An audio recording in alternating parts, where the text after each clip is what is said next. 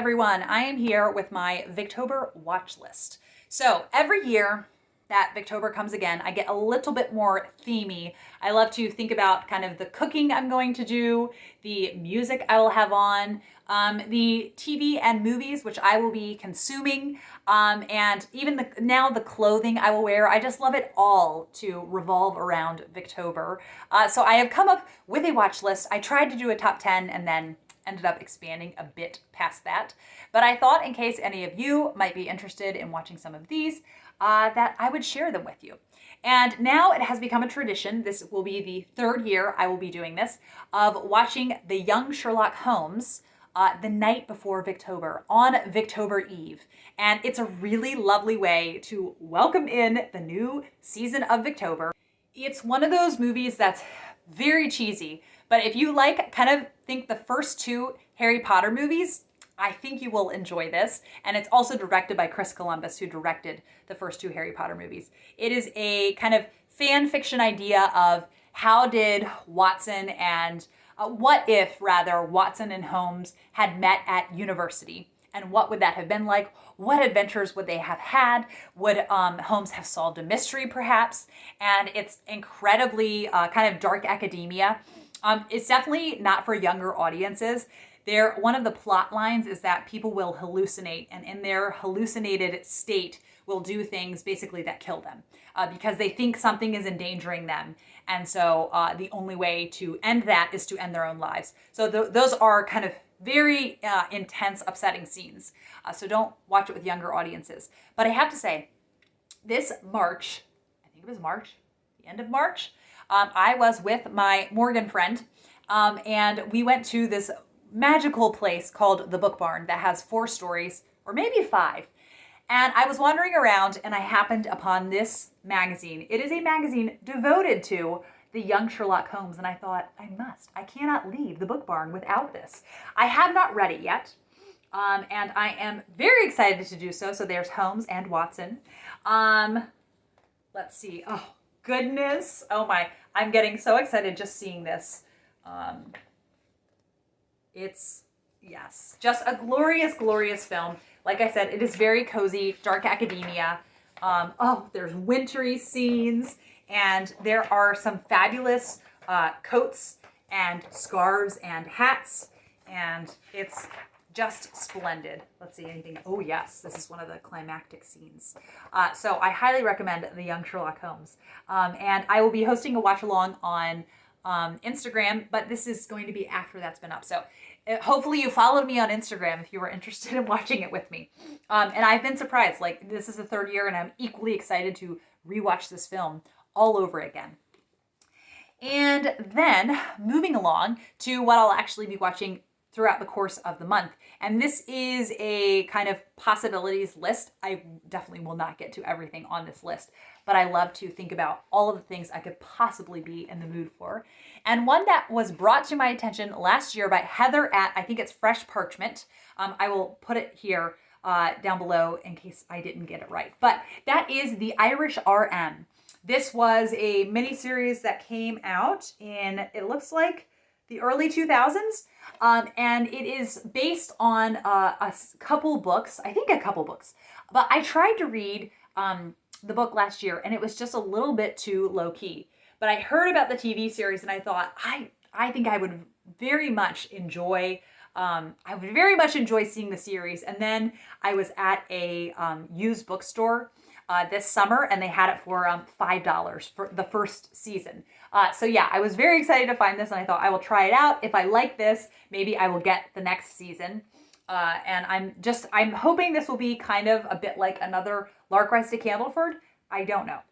And the next one is going to be the 2 Jane Eyres. So the 2011, that to me is Victober with its atmosphere and ambiance, the music and the cinematography. It is an absolute masterpiece. I love the intensity of it.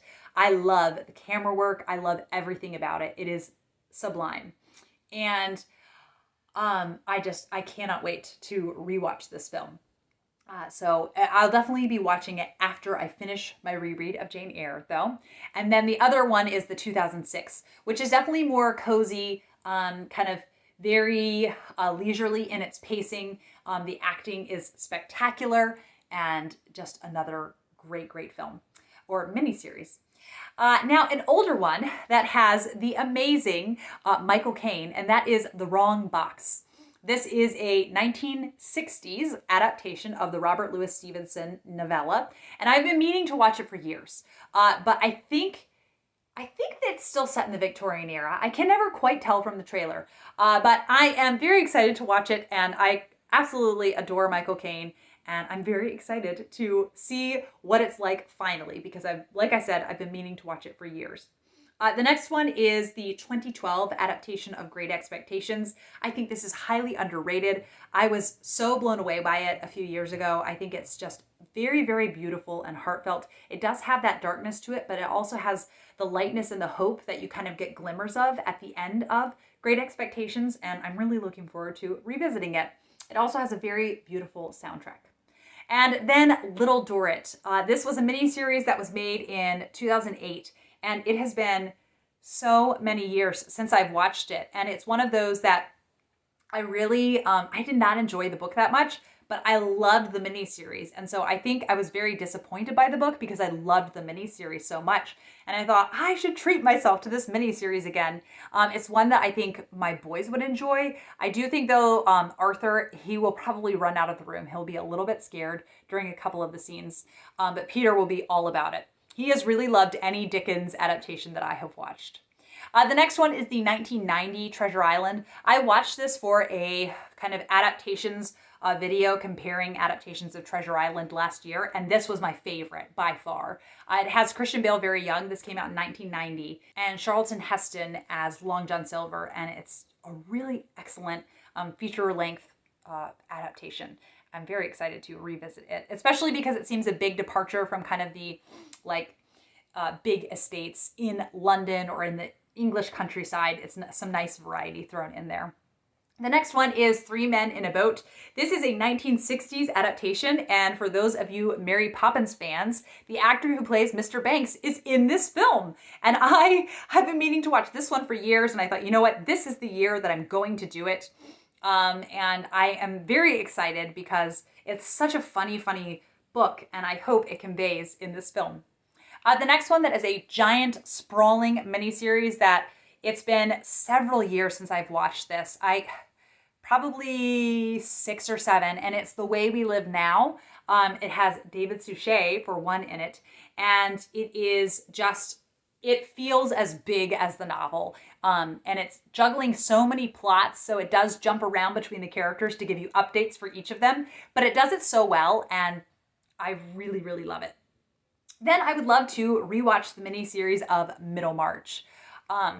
This one to me is one of those very leisurely paced ones that I just love to sit with and cozy up with a blanket and a cup of tea.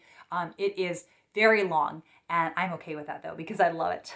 The next one is Dr. Thorne. This is a much more recent adaptation done by Julian Fellowes, and I am really hoping, wishing on a star, that he will adapt the rest of the Barsetshire series because it would be such a dream come true. Dr. Thorne, he does marvelously, and I love the romance in this. It's very sweet.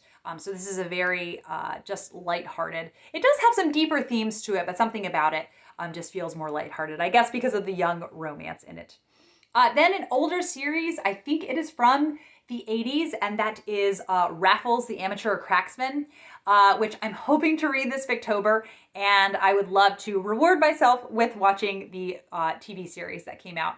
And it just seems like it could be really fun and interesting watching this sleuth, or watching, he is a burglar, watching this cat burglar, but he also loves cricket, and it just seems like a really nice kind of departure from the other watching I might be doing.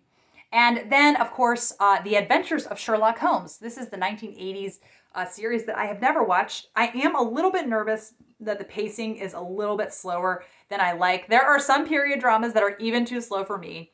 We will see what I think of it. I'm definitely willing to give it a try. And then Larkrise to Candleford. This is a tried and true. I have lost count of how many times I have gone through this series. I'm currently in the middle of season 2. Season 3 is my favorite, so I would love it if maybe by the time you're watching this, I could be in season 3 rewatching my favorite season. That would be amazing. And then lastly is The Young Visitors. And it is misspelled on purpose. It was a young girl who wrote this novel, and it has never been out of print since she wrote it in the Victorian era. And this adaptation stars Hugh Laurie and Jim Broadbent, amongst others.